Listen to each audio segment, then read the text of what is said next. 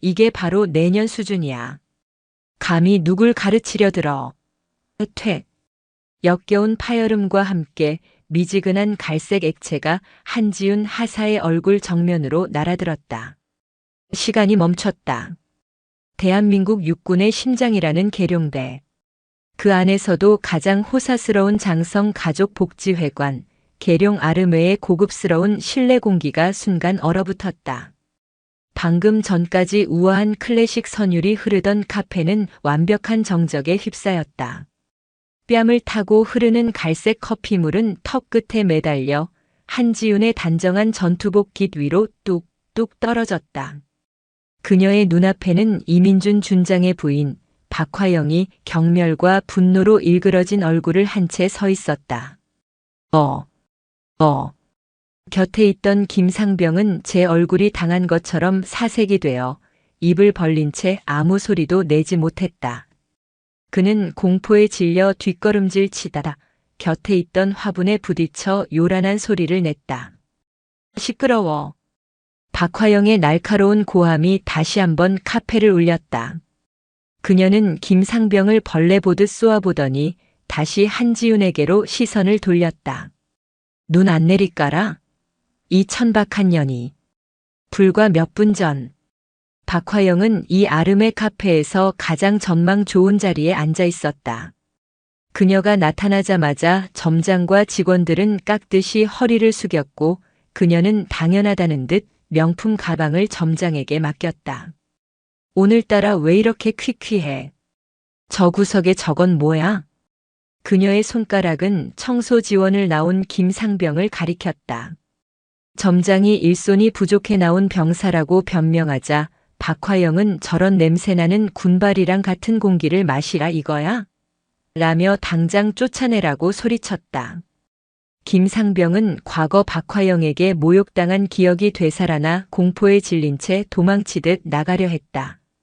바로 그때 휴식 시간을 이용해 커피를 사러 온 한지윤 하사가 카페에 들어섰다. 그녀는 자신의 신분을 철저히 숨긴 채 3스타 대장의 딸이 아닌 그저 한 하사로 묵묵히 복무 중이었다. 그녀는 특권의 냄새가 진동하는 이 공간을 싫어했지만 임무 중 갈증을 해소할 곳이 마땅치 않았다. 따뜻한 아메리카노 한 잔 주십시오. 그녀가 주문을 마치고 돌아서려는 순간 박화영의 고성이 터졌다. 이게 커피야? 쉰내가 나잖아. 너 이리 와봐. 박화영이 지목한 것은 커피를 만든 직원이 아니라 출입구 근처에서 어쩔 줄 모르고 서 있던 김상병이었다. 너 때문에 커피 맛을 망쳤다는 비논리적이고 폭력적인 갑질이 시작되었다. 김상병은 거의 울기 직전의 표정으로 끌려나와 죄송합니다를 연발했다. 내 존재 자체가 죄야 이 자식아. 내 부모는 내가 이러고 다니는 거 알아? 그때였다. 한지윤이 김상병의 앞을 가로막고 섰다. 사모님. 김상병은 현재 청소 임무 지원 중인 병사입니다. 커피의 품질과는 아무런 관련이 없습니다. 감히. 일개 하사 나부랭이가. 박화영의 얼굴이 불그락푸르락해졌다. 그녀는 자신의 권위에 정면으로 도전하는 이 하찮은 여군이 믿기지 않았다. 내가 뭔데 지금 나를 가르치려 들어. 야, 너 계급 뭐야? 하사? 박화영은 자리에서 벌떡 일어나 한지윤의 얼굴 바로 앞까지 다가왔다. 이것 봐라. 눈 똑바로 뜨는 것 봐. 야, 너 지금 그게 군인 눈빛이야? 어디서 천박하게 눈을 그렇게 떠. 그리고 다음 순간 박화영은 마시던 커피를 그대로 한지윤의 얼굴에 뱉어버린 것이었다. 다시 현재. 커피가 뚝뚝 떨어지는 얼굴. 한지윤은 천천히 눈을 감았다. 뜨거운 모욕감이 피를 타고 온몸으로 퍼져나갔다. 뺨을 타고 흐르는 것이 커피인지 눈물인지 혹은 끓어오르는 분노인지 알 수 없었다.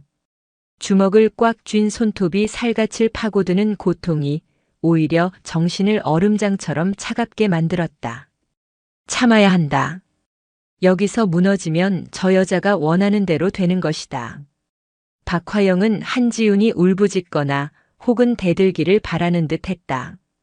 그래야 군기가 빠졌다며 더 큰 소리를 칠 명분이 생기니까. 너, 내 남편이 누군지 내 아버지가 누군지는 모르겠지만 박화영이 승리감에 도취되어 마지막 일격을 가했다. 너 오늘 사람 잘못 건드렸어. 내가 내 그 더러운 군복 당장 벗겨줄게. 박화영은 자신이 뱉어낸 커피로 엉망이 된 컵을 테이블에 소리나게 내려놓고는 당당하게 카페를 걸어나갔다. 마치 방금 대단한 훈장이라도 받은 개선장군처럼. 카페 안에는 정적만이 남았다. 점장과 직원들은 어쩔 줄 몰라 하며 그들의 눈치만 살폈다. 김상병은 넋이 나간 표정으로 주저앉아 있었다. 한지우는 천천히 눈을 떴다. 그녀는 주머니에서 손수건을 꺼내지 않았다. 그 모욕의 증거를 섣불리 닦아낼 생각이 없었다. 그녀는 멍하니 서 있는 김상병에게 다가갔다. 김상병. 그녀의 목소리는 커피에 젖기 전과 조금도 다름없이 단단하고 차가웠다. 괜찮으십니까? 김상병이 더듬거리며 물었다. 일어나. 괜찮은지 물어볼 사람은 내가 아니라 바로 너야. 한지우는 김상병을 일으켜 세웠다. 방금 일 똑똑히 봤나? 예. 봤습니다. 좋아. 한지우는 커피가 뚝뚝 떨어지는 얼굴 그대로 계산대로 향했다. 사색이 된 점장에게 그녀는 나직하지만 분명하게 말했다. 여기 CCTV 있죠? 방금 전 상황이 찍힌 영상, 지금 당장 확보 요청합니다. 점장의 눈이 당황으로 흔들렸다. 한하사님. 그게 박 사모님 일이라. 군 복지회관 내에서 일어난 폭행 사건입니다. 한지훈이 말을 잘랐다.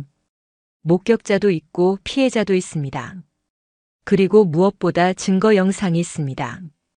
정식 절차를 요청하는 겁니다. 그녀는 커피가 묻은 전투복 주머니에서 군인 수첩을 꺼냈다. 제대로 협조하지 않을 시 증거인멸 시도로 간주하겠습니다. 그녀의 뺨에는 여전히 갈색 커피 자국이 선명했다. 하지만 그녀의 눈빛은 방금 전에 그 어떤 순간보다도 차갑고 강철처럼 냉정하게 빛나고 있었다. 복수는 가장 처절하고 원칙적인 방식으로 바로 이 순간 시작되었다. 한지훈 하사의 뺨에는 여전히 그날의 모욕이 갈색 얼룩으로 남아 있었다. 그녀가 뱉은 말은 그 얼룩보다도 더욱 선명하게 계룡 아르이 카페의 점장 귀에 박혔다. CCTV 말입니까? 점장의 얼굴은 하얗게 질려 있었다. 그는 이 사태가 어디로 튈지 본능적으로 직감했다. 한쪽은 일개 하사, 다른 한쪽은 장군의 부인, 그것도 가장 기세등등하다는 이민준 준장의 부인 박화영. 그에게는 선택지가 없었다. 한하사님,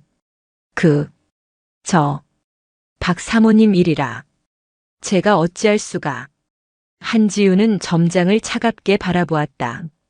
점장님, 저는 지금 사모님의 사생활을 요구하는 것이 아닙니다. 그녀는 목소리를 높이지 않았지만 그 단어 하나하나에 강철 같은 무게가 실려 있었다. 저는 대한민국 육군 복지회관 내부에서 제복을 입은 군인이 민간인에게 폭행당한 사건의 증거 보전을 요청하는 겁니다.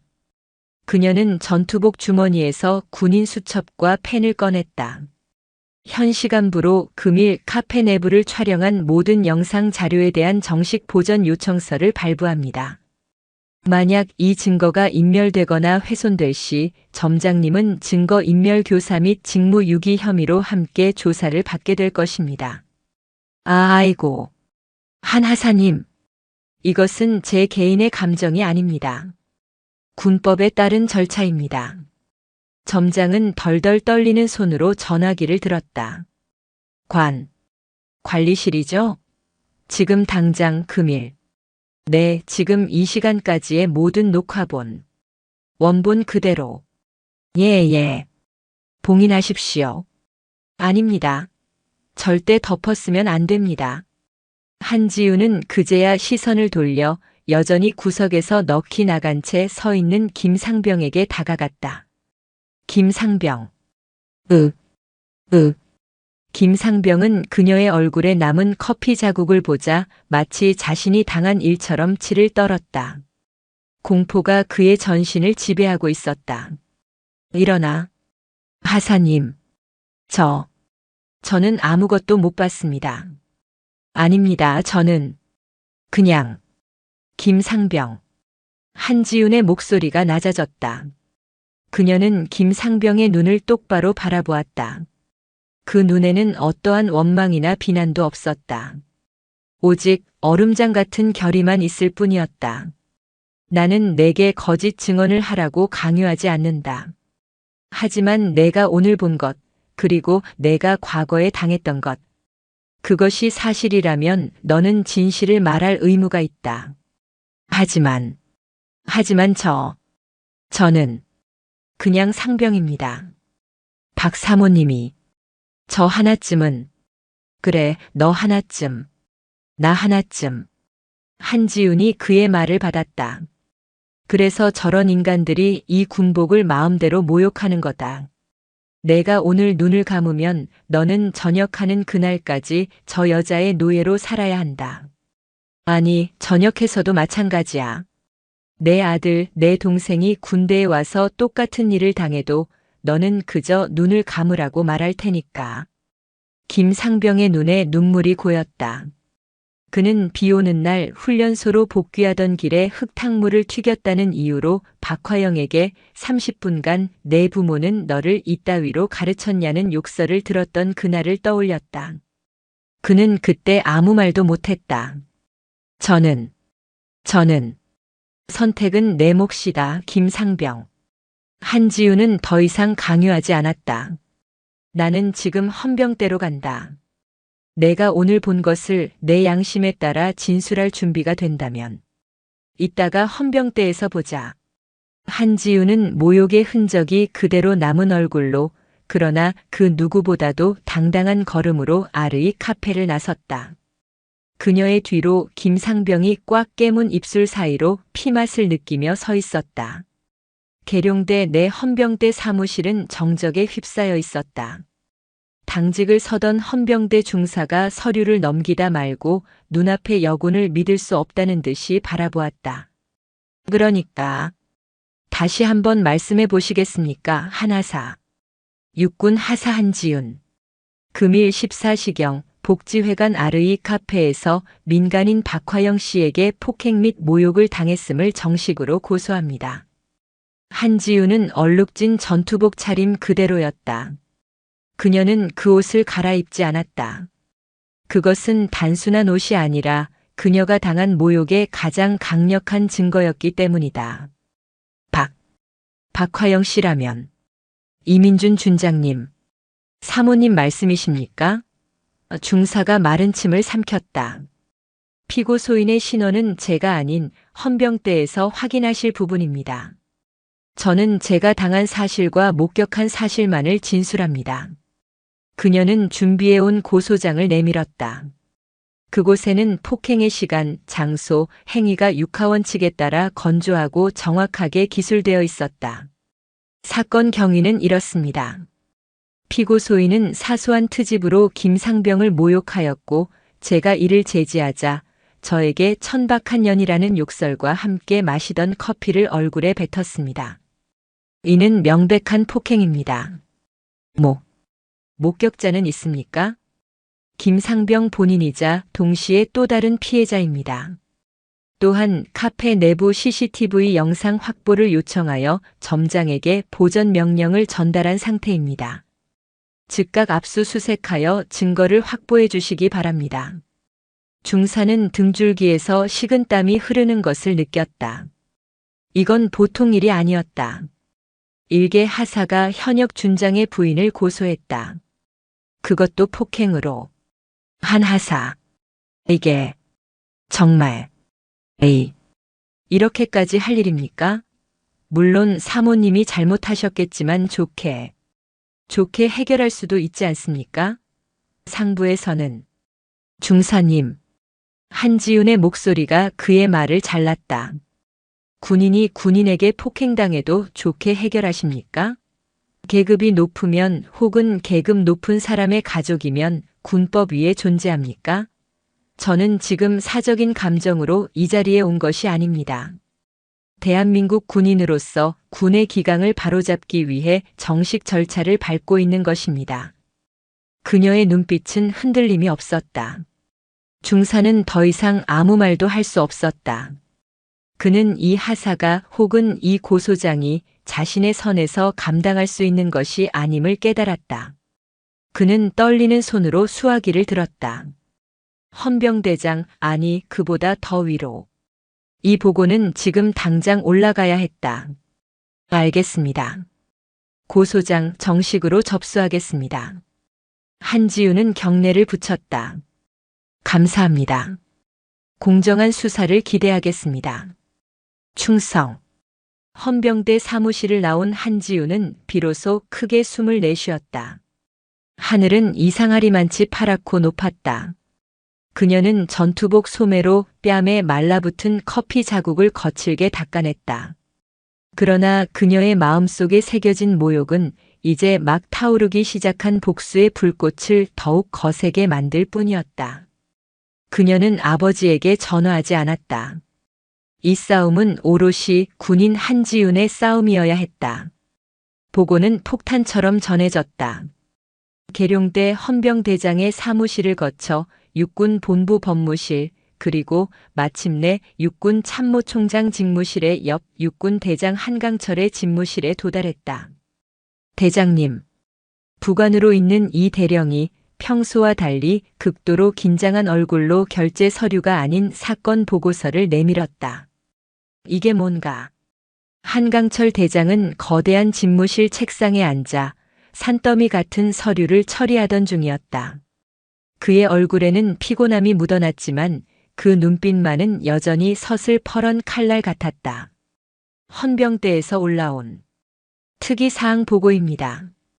대장님께서 직접 보셔야 할 것 같습니다. 한강철은 미간을 찌푸렸다. 그가 직접 봐야 할 정도의 일이라면 보통의 군 기강 해이 사건이 아니라는 뜻이었다. 그는 서류를 받아들었다. 군 장성 가족에 의한 폭행 및 모욕 사건 보고. 그의 눈이 가늘어졌다. 그리고 다음 줄 피해자 항목에 적힌 이름을 본 순간 한강철의 손이 미세하게 굳었다. 피해자 육군 하사 한지윤. 그의 딸이었다. 이 대령은 숨을 죽였다. 그는 한강철 대장이 이 보고서를 보고 어떤 반응을 보일지 두려웠다. 당장이라도 호통을 치며 이민준 준장을 호출할 것인가? 아니면 조용히 이 사건을 애머버리라고 지시할 것인가? 몇 분 같은 침묵이 흘렀다. 한강철은 보고서의 마지막 글자까지 아주 천천히 그리고 꼼꼼하게 읽어내려갔다. 커피, 폭행, 모욕, 김상병, CCTV, 그리고 고소장. 그는 딸이 자신에게 전화 한 통 하지 않고 곧바로 헌병대로 향했다는 사실을 확인했다. 한강철이 낮게 탄식했다. 그것은 분노도 실망도 아니었다. 그것은 뭐라 형언할 수 없는 복잡한 감정의 응어리였다. 그는 눈을 감았다. 눈앞에 딸아이의 얼굴이 스쳐 지나갔다. 자신의 배경을 숨기고 굳이 사병부터 시작해 하사가 되겠다고 고집을 부렸던 딸. 아버지의 별이 아니라 자신의 힘으로 서겠다며 일부러 가장 험한 곳을 찾아다니던 딸. 그런 딸이 군대 안에서, 그것도 장군의 아내라는 자에게 이런 수모를 당했다. 아버지로서의 분노가 피를 거꾸로 솟게 했다. 당장이라도 이민준 준장의 목을 비틀어 버리고 싶었다. 박화영이라는 여자의 머리채를 잡고 딸아이 앞에 무릎 꿇리고 싶었다. 그러나 그는 육군 대장이었다. 한강철은 천천히 눈을 떴다. 그의 눈에 이글거리던 사적인 분노는 사라지고 오직 군을 통수하는 지휘관의 차가운 이성만이 남았다. 헌병대장, 지금 당장 내 방으로 오라고 하게. 예, 알겠습니다. 그리고 이민준 준장에게는 아직 아무 말도 하지 말게. 예. 이 사건은 한강철이 보고서를 책상에 내려놓으며 말했다. 그의 목소리는 얼음처럼 차가웠다. 내 딸 한지윤의 사건이 아니다. 그는 자리에서 일어나 창밖을 바라보았다.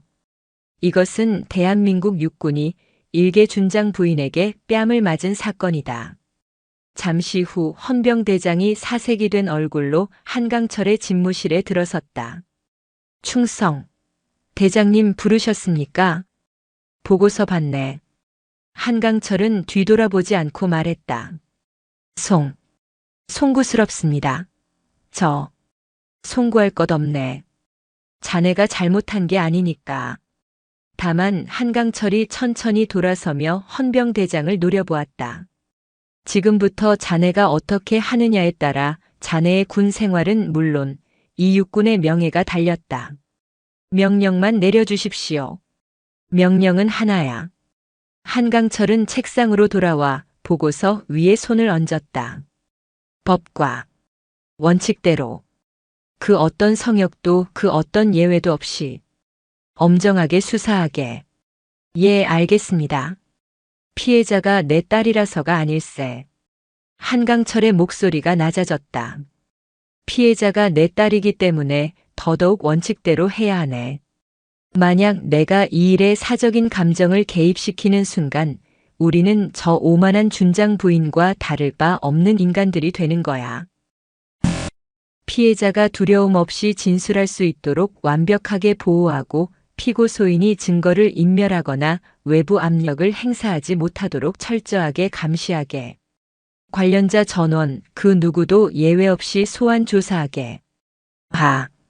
하지만 이민준 준장님은 이민준 준장이 이 일에 개입하려 한다면 한강철의 눈이 번뜩였다.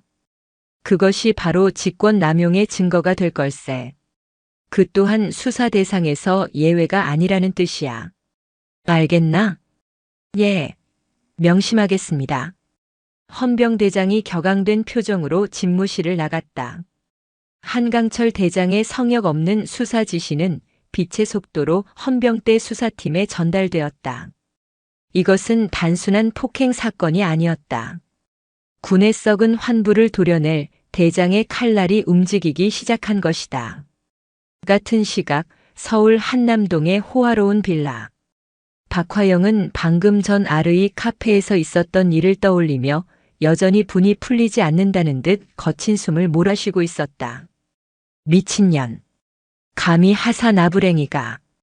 어디서 눈을 똑바로 뜨고. 그녀는 바닥에 침을 뱉고 싶은 것을 겨우 참았다. 그때 남편인 이민준 준장에게서 전화가 걸려왔다. 자기야.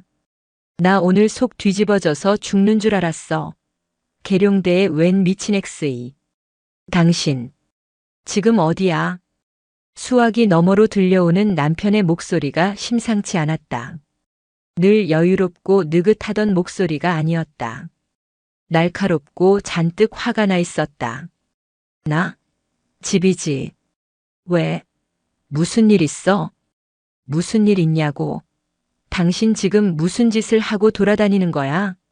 복지회관에서. 하사관한테. 커피를 뱉어? 박화영의 심장이 덜컥 내려앉았다. 어떻게 알았어? 아니, 그게 아니라 그년이 먼저 나한테. 닥쳐. 이민준 준장의 고함 소리에 박화영은 귀를 의심했다. 그 하사 이름이 한지윤이라고. 그 여자가 지금 당신을 폭행죄로 헌병대에 정식 고소했어. 뭐? 고소? 미쳤나봐, 이년이. 하사 따위가 어딜 감히. 자기야, 당장 그년 군복 벗겨. 아니, 영창에 쳐넣어. 하극상 아니야, 이거? 하극상은 무슨. 당신은 민간인이잖아. 정신 차려.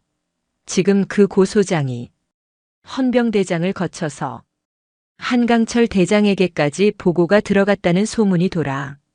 한강철 대장? 박화영은 그 이름이 누군지 잠시 생각해야 했다. 그리고 깨달았다. 3스타. 육군의 실질적인 넘버 2. 아니, 고작 하사년 하나가 커피 좀 맞았다고 3스타한테까지 보고가 가? 그게 말이 돼? 말이 되게 생겼으니까 하는 말이잖아. 이민준의 목소리는 절망에 가까웠다. 당신 도대체 일을 어떻게 해? 그 한지훈이라는 하사가 누군지 알아? 누구긴 그냥 재수 없는 년이지. 그 한지훈 하사가 한강철 대장 외동딸이야. 이 멍청한 여자야. 뭐라고? 박화영의 손에서 휴대전화가 미끄러져 떨어졌다. 이민준 준장의 집무실은 냉골이었다.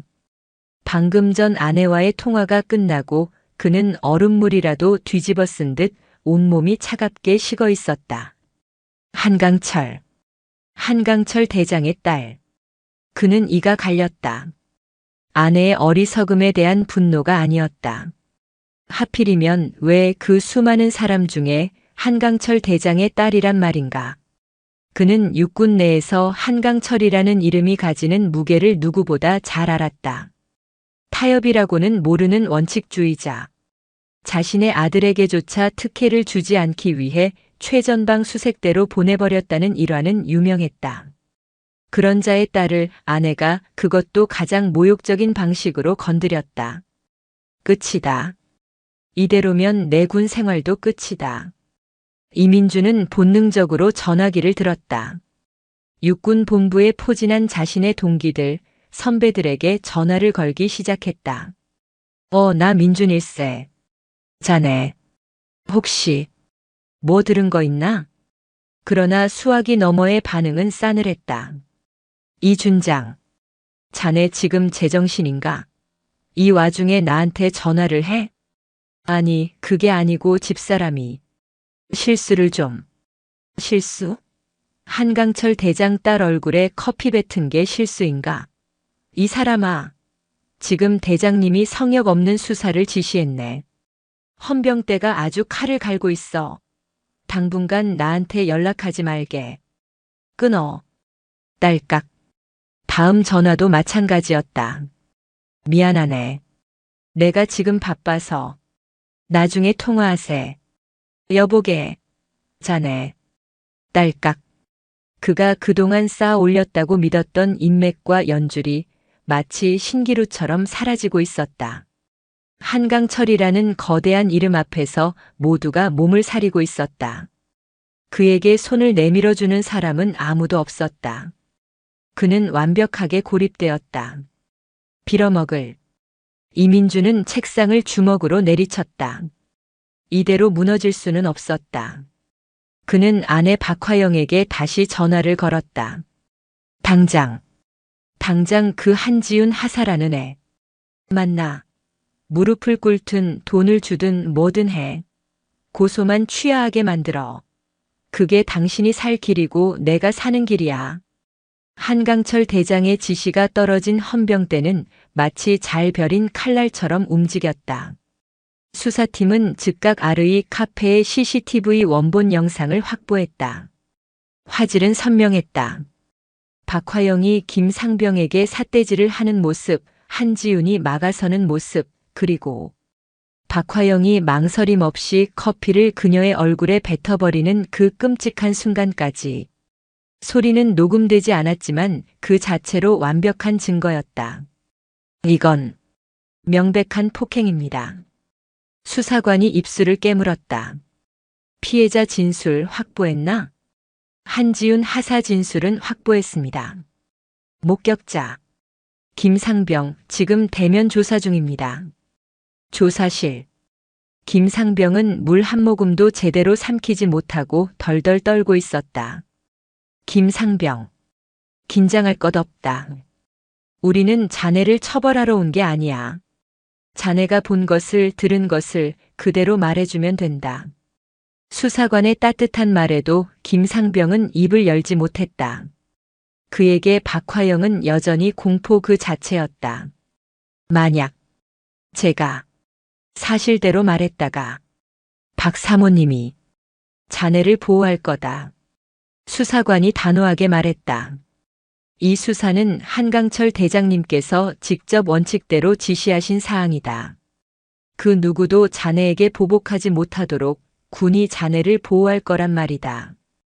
네, 대장님. 그 말에 김상병의 눈이 흔들렸다. 그리고 그는 한지훈 하사가 했던 말을 떠올렸다. 내가 오늘 눈을 감으면 너는 평생 노예처럼 살아야 한다. 김상병은 눈을 감았다. 그리고 천천히 입을 열었다. 봤습니다. 다 봤습니다. 사모님이 한 하사님 얼굴에 커피를 뱉었습니다. 그것뿐인가? 우리는 자네가 과거에도 박화영 씨에게 부당한 대우를 받았다는 진술을 확보했다. 사실인가? 김상병은 잠시 망설였다. 이것은 판도라의 상자였다. 사실입니다. 자세히 말해보게. 김상병의 입이 열리기 시작했다. 마치 댐이 무너지듯 그동안 억눌려왔던 울분과 공포가 터져나왔다. 비 오는 날 흙탕물을 튀겼다고 길바닥에서 30분 동안 욕을 먹었습니다. 부모님 욕까지. 또 제가 사모님 댁에 한남동에 가서 개를 산책시키라는 지시를 받았습니다. 뭐라고? 수사관의 눈이 커졌다. 병사를 사적으로 거절했습니다. 훈련소 복귀해야 한다고. 그랬더니 그날부터 그의 진술은 시작에 불과했다. 수사팀은 김상병의 진술을 토대로 이민준 준장 부대의 운전병들과 행정병들을 비공개로 소환 조사하기 시작했다. 그리고 썩은 내가 진동하는 진실들이 쏟아져 나오기 시작했다. 운전병 일동 박화영 사모님, 서울 시내 백화점 쇼핑 피부과, 심지어 아드님 여자친구 만나는 자리에까지 전부 관용차로 모셨습니다. 운행 일지에는 부대 복지 점검이라고 허위로 기재하라고, 행정병 일동 복지회관에서 샘플 명목으로 가져간 와인 고급 식자재 전부 사모님 댁으로 갔습니다. 장부상으로는 공식 만찬용으로 처리했습니다. 이 모든 것을 이민준 준장은 알고 있었나? 모르실 리가 없습니다. 운행일지, 물품 반출 전부 이민준 준장님 결재가 있어야 가능합니다. 오히려 저희에게 사모님 잘 모셔라, 사모님 심기 건드리지 마라고 입버릇처럼 수사관들은 서로의 얼굴을 바라보았다. 이것은 단순한 준장 부인의 갑질 폭행 사건이 아니었다. 현역 장성이 자신의 권력을 사적으로 남용하고 군수품을 횡령하며 병사들을 산호비처럼 부린 거대한 군 기강 문란 및 직권 남용 사건이었다.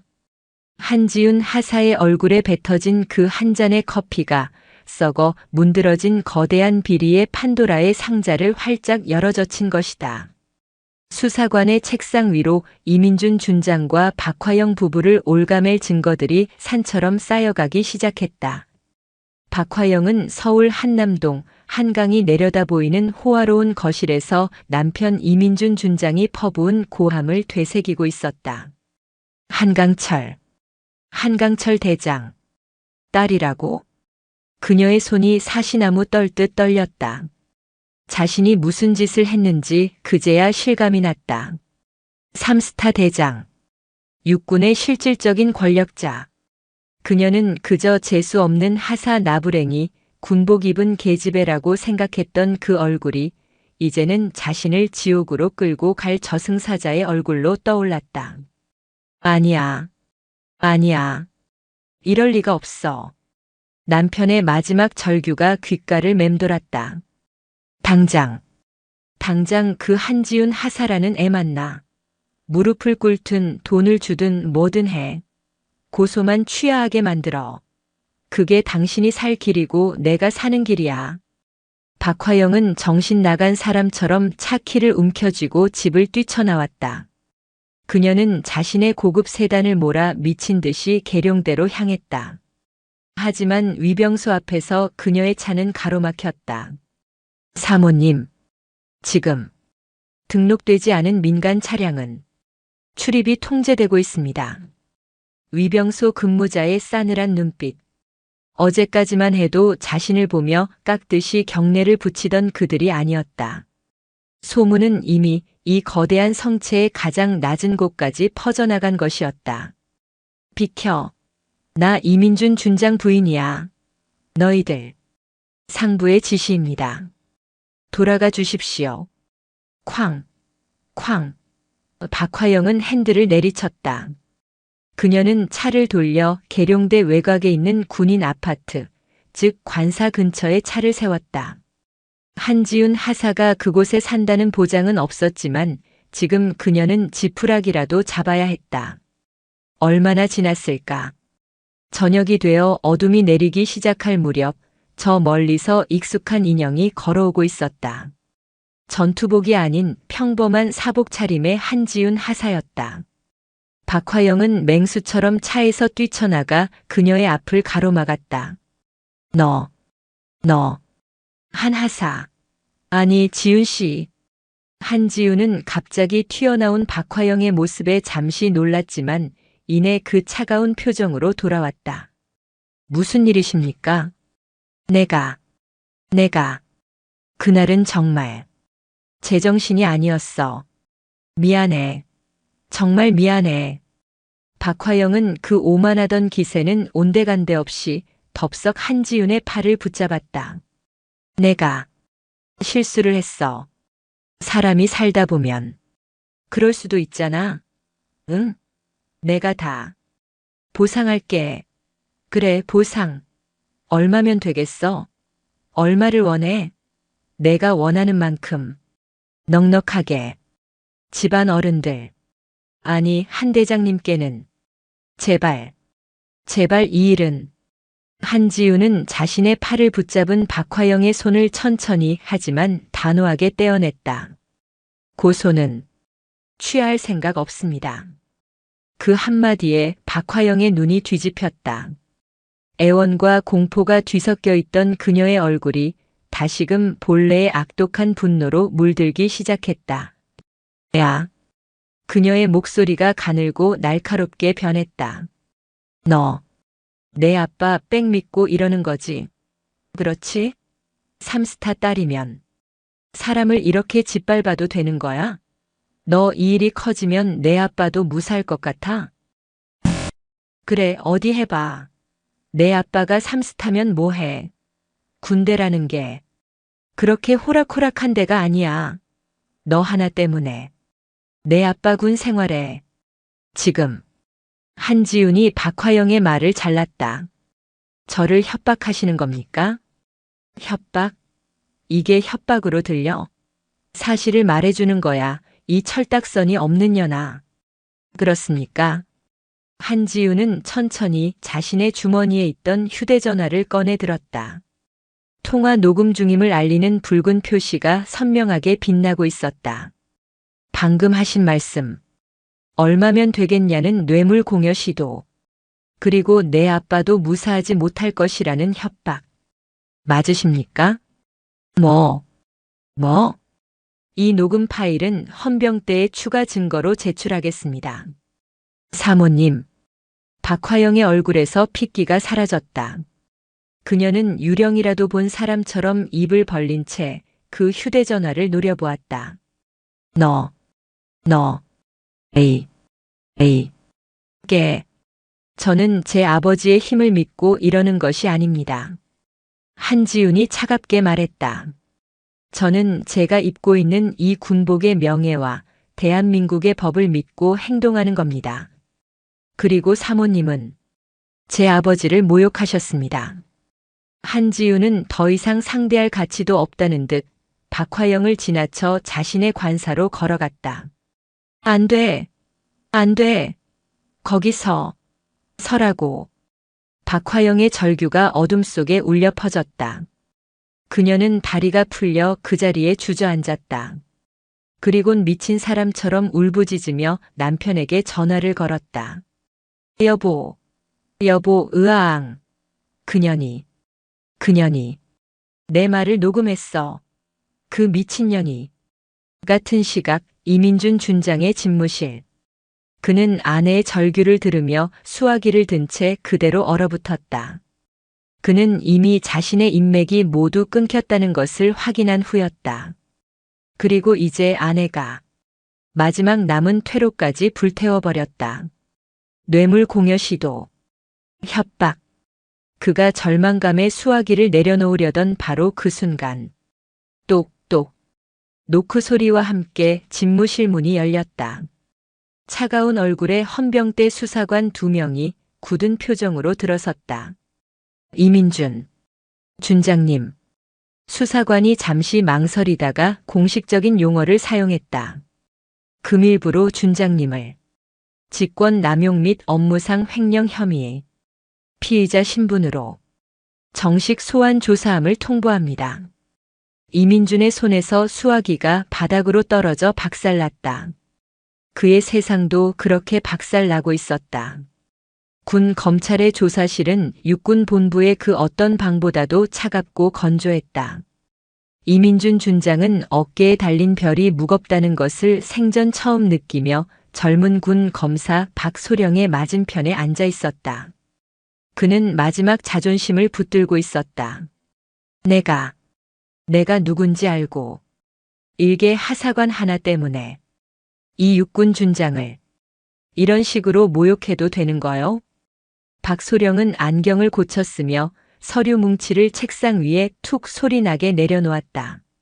모욕은 한지훈 하사와 김상병이 당했습니다, 준장님. 그는 준장님이라는 호칭을 썼지만 그 말투에는 일말의 존경심도 담겨 있지 않았다. 지금부터는 계급장 잠시 떼시고 피의자 이민준 씨로서 대답해 주시길 바랍니다. 피의자? 부르시죠. 박소령은 조사실 화면에 아르이 카페의 CCTV 영상을 재생했다. 소리 없는 화면 속에서 아내 박화영이 한지훈의 얼굴에 커피를 뱉는 장면이 선명하게 흘러나왔다. 이민준은 눈을 질끈 감았다. 부인께서는 이 행위로 인해 특수폭행 혐의로 민간 검찰에 기소 의견 송치될 예정입니다. 그건 내 집사람이. 물론이죠. 박소령이 말을 잘랐다. 그래서 이것부터 보겠습니다. 그는 다음 자료를 화면에 띄웠다. 그것은 이민준 준장 부대의 관용차 운행 일지였다. 이 허위 운행 일지 결재란에 준장님 친필 사인이 있습니다. 맞습니까? 같은 시간 운전병의 진술에 따르면 준장님은 부대 복지 점검이 아니라 한남동 자택에서 사모님을 태워 청담동의 한 백화점으로 이동했습니다. 그건 운전병 녀석이 운전병 탓입니까? 박소령은 다음 자료를 넘겼다. 그럼 이건 어떻습니까? 복지회관 고급 와인 및 식자재 반출 목록입니다. 공식 만찬용이라고 기재되어 있고 역시 준장님 결재가 있습니다. 하지만 저희가 확인한 바 그날 육군 본부에는 그 어떤 공식 만찬도 없었습니다. 이 물품들 전부 한남동 자택으로 배송된 것을 확인했습니다. 업무상 횡령입니다. 이민준의 얼굴이 땀으로 번들거리기 시작했다. 그리고 박소령이 마지막 쐐기를 박았다. 김상병을 사모님 댁에 산책에 동원하려 하셨더군요. 김상병이 이를 거부하자 그 뒤로 있지도 않은 작업에 차출하며 불이익을 준 사실도 모두 확인되었습니다. 직권 남용입니다. 이민준은 더 이상 아무 말도 할 수 없었다. 이 모든 것을 정말 모르셨습니까? 그때였다. 이민준은 무너졌다. 그의 마지막 자존심이, 그의 군복이, 그의 별이 한순간에 무너져 내렸다. 그는 테이블에 엎드려 어린아이처럼 울기 시작했다. 나는 모릅니다. 으흐. 나는 정말 아내가 집사람이 멋대로 한 겁니다. 나는 시키는 대로 도장만 찍으라고 해서 조사실의 모든 공기가 경멸감으로 얼어붙었다. 한 부대의 지휘관이었던 자가 모든 책임을 아내에게 떠넘기며 울부짖고 있었다. 제발, 한 번만, 한강철 대장님께, 제발, 용서를, 제가,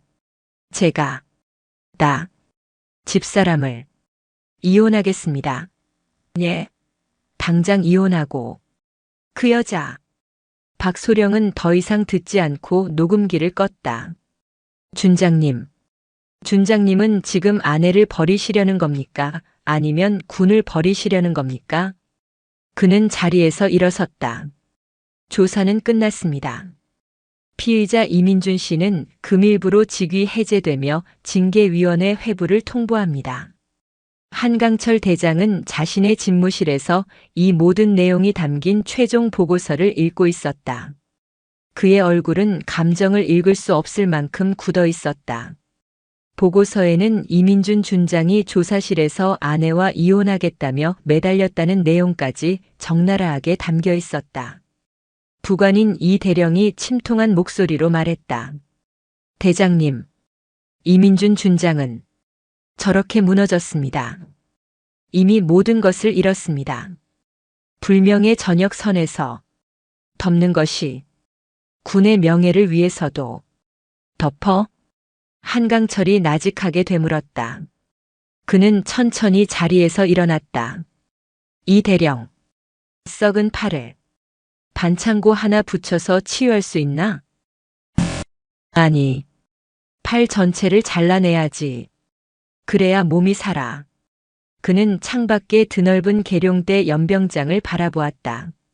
내 딸이 당한 모욕은 이 거대한 부패의 신호탄이었을 뿐이야.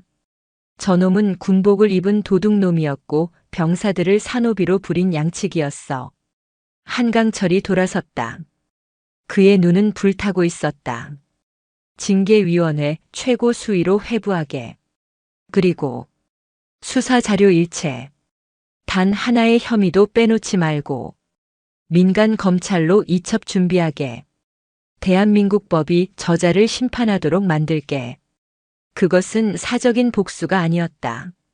그것은 군의 정의를 바로 세우려는 3스타 대장의 가장 차가운 결단이었다. 육군 본부 대회의실은 그 어느 때보다 무겁고 엄숙한 공기로 가득 찼다. 육군 중앙징계위원회. 별 서너 개가 나란히 앉은 심사위원들 앞으로 이민준이 초라한 모습으로 서 있었다. 그는 더 이상 장군이 아니었다.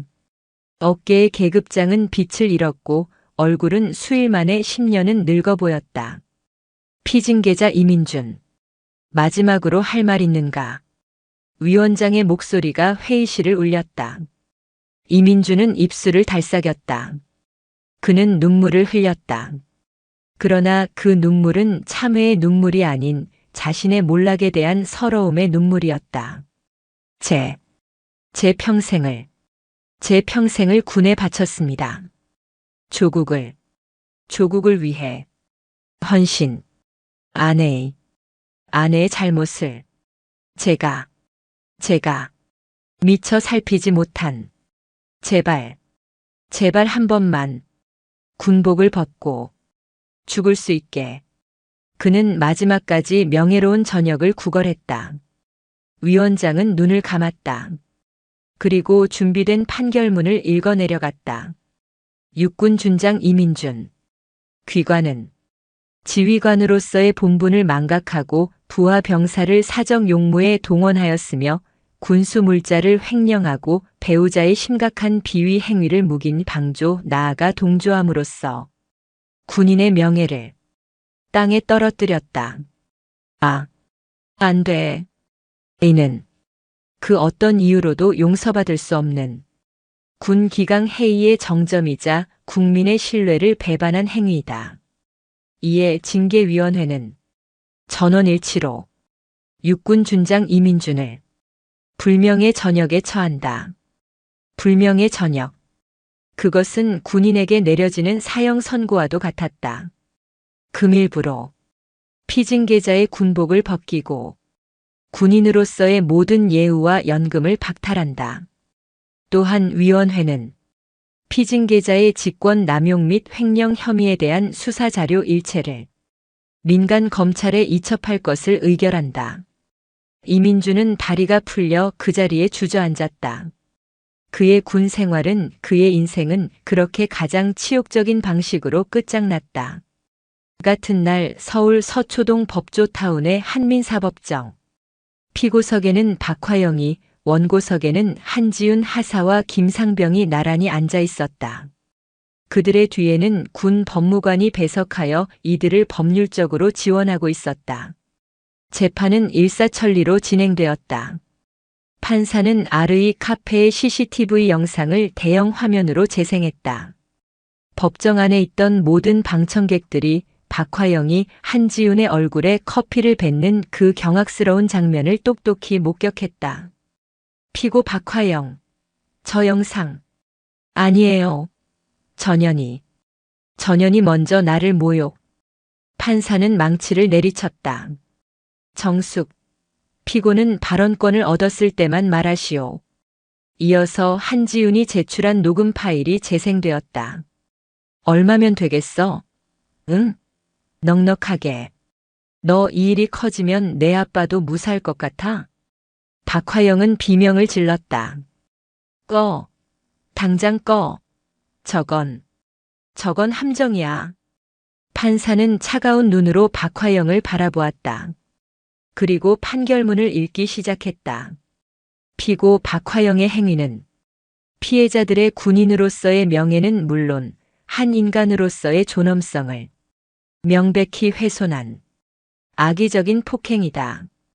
또한 자신의 잘못을 반성하기는커녕 피해자들에게 뇌물 공여를 시도하고 피해자의 가족을 언급하며 협박한 바, 그 죄질이 매우 불량하다. 이에 재판부는 피고 박화영은 원고 한지훈 하사에게 위자료 1억 원을, 원고 김상병에게 위자료 5천만 원의 손해배상금을 즉시 지급할 것을 명령한다. 뭐라고? 1억 5천만 원. 박화영이 명품 가방 몇 개 값으로 치부할 수도 있었겠지만 판사의 말은 끝나지 않았다. 또한 피고와 그 배우자 이민준이 공모한 군 물품 횡령 혐의에 대해서는 별도 형사 재판이 진행 중임을 감안하여 원고들의 손해배상금 지급을 담보하기 위해 피고와 이민준의 공동재산인 서울 용산구 한남동 소재의 주택을 가압류한다. 안 돼. 안 돼. 그 집은 안 돼. 내 집이야. 박화영은 법정 경위들에게 끌려나가며 발악했다. 그녀가 법원 청사 밖으로 끌려나오자 기다렸다는 듯이 YTN과 JTBC의 카메라 플래시가 일제히 터졌다. 기자들이 마이크를 들이밀었다. 박화영 씨, 1억 5천만 원 배상 판결. 심경이 어떠십니까? 남편. 이민준 준장의 불명예 전역에 대해 한 말씀 해주시죠. 군 물품 횡령 혐의 인정하십니까? 한남동 자택이 가압류됐는데 앞으로 어디서 지내실 겁니까? 비키라고. 이 천박한 것들. 내가 누군지 알아. 나. 박화영은 기자들을 밀치며 발악하다가 그대로 계단 아래로 굴러떨어졌다. 값비싼 명품 옷은 흙먼지로 더러워지고 완벽하게 관리했던 머리는 산발이 되었다. 카메라는 바닥에 넘어져 짐승처럼 울부짖는 그녀의 가장 비참하고 가장 추악한 모습을 남김없이 담아내고 있었다. 서초동 법원 청사 앞 시멘트 바닥은 박화영에게 그 어떤 자비도 베풀지 않았다. 그녀가 계단에서 굴러떨어져 흙먼지 투성이가 된 모습, 값비싼 명품 옷이 찢어지고 머리채가 산발이 된 그 처참한 광경은 다음 날 대한민국 모든 신문과 뉴스의 일면을 장식했다. 비켜, 비키라고. 이 천박한 것들.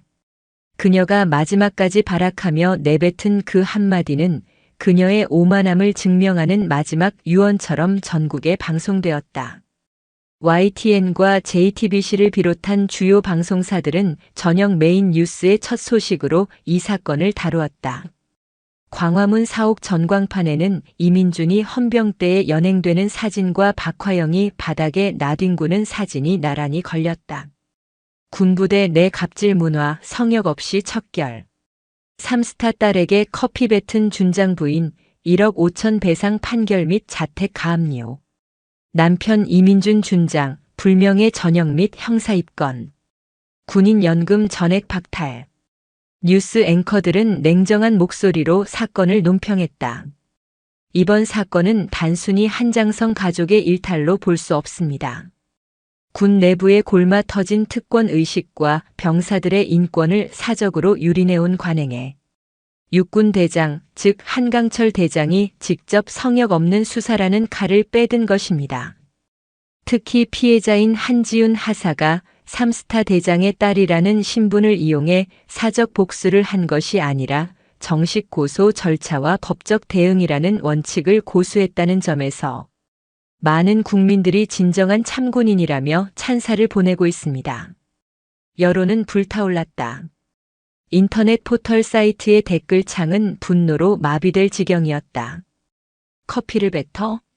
사극에서나 보던 짓을 21세기에 하네. 저런 것들은 평생 콩밥 먹여야 한다. 병사가 노예냐? 운전병의 개 산책?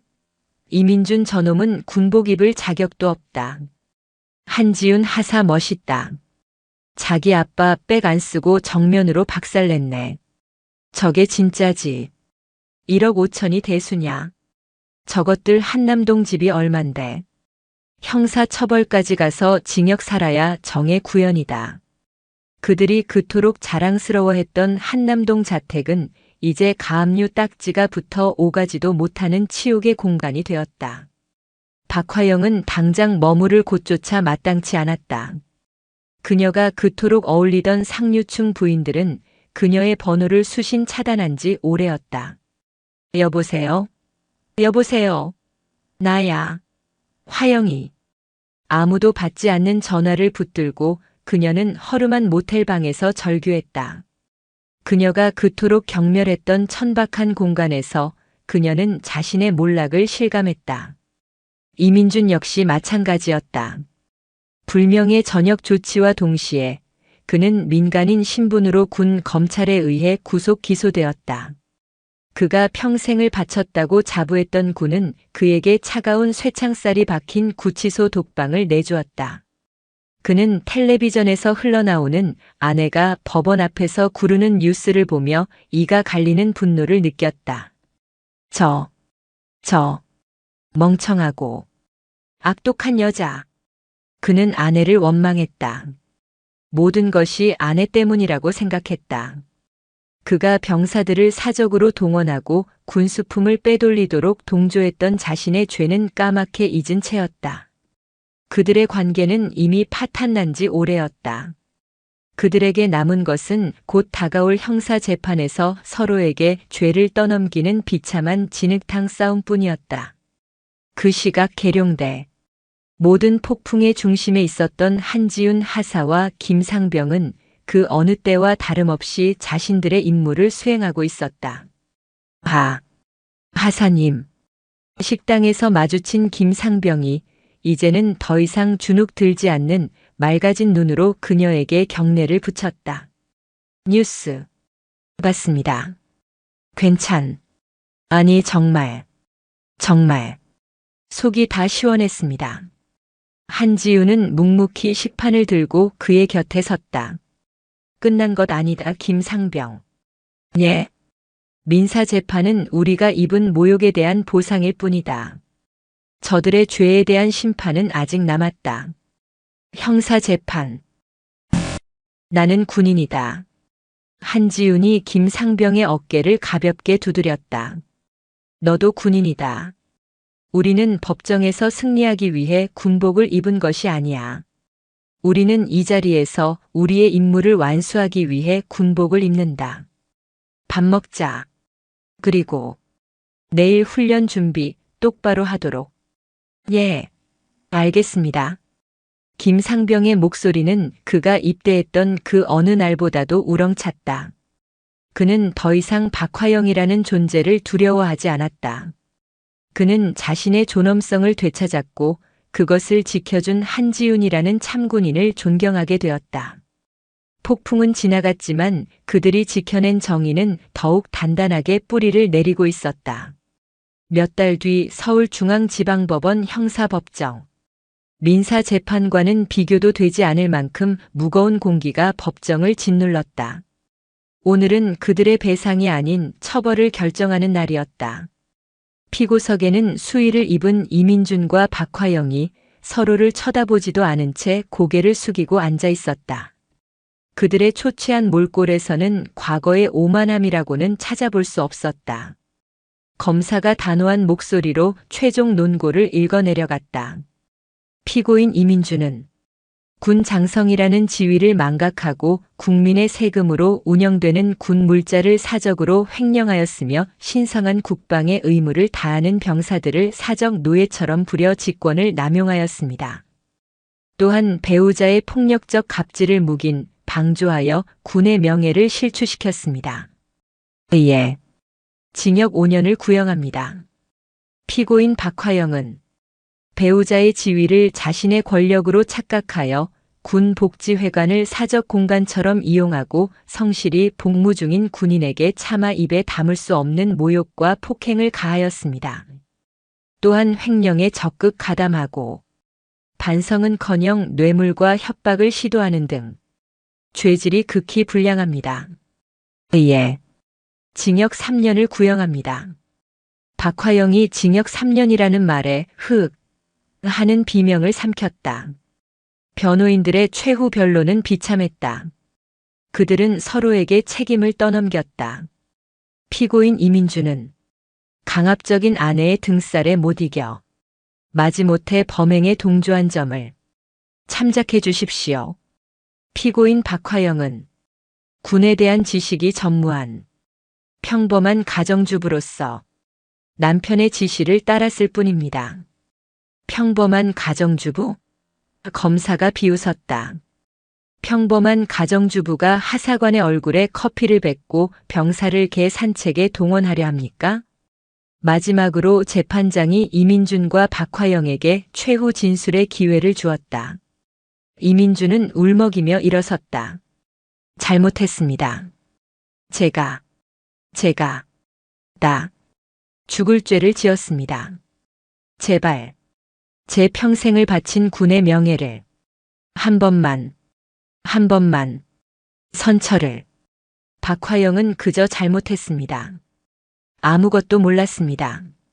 잘못했습니다. 라는 말만 앵무새처럼 반복하며 오열했다. 잠시 후 재판장이 판결봉을 잡았다. 법정 안의 모든 이들이 숨을 죽였다. 판결을 선고한다. 재판장의 목소리는 얼음장 같았다. 피고인 이민준.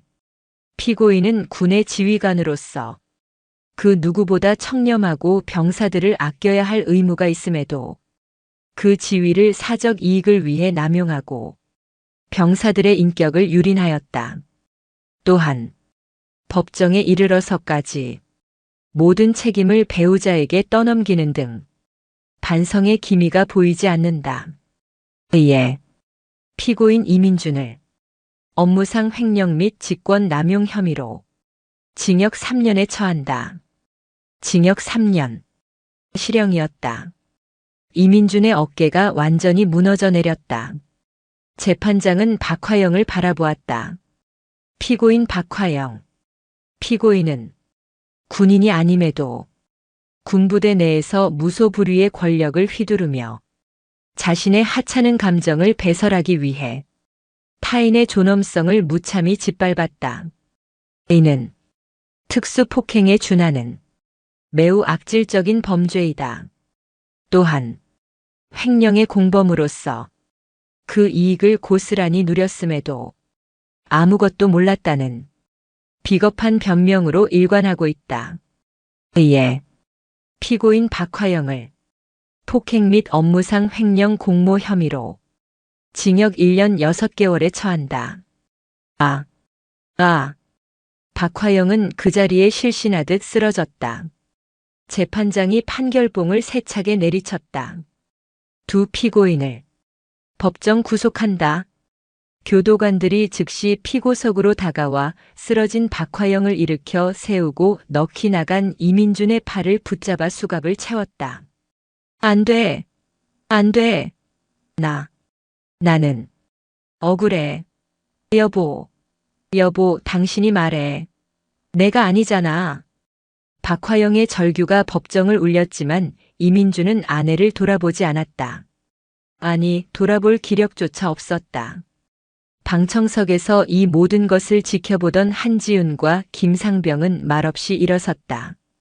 그들의 얼굴에는 기쁨이나 환호가 아닌 그저 무거운 안도감이 감돌았다.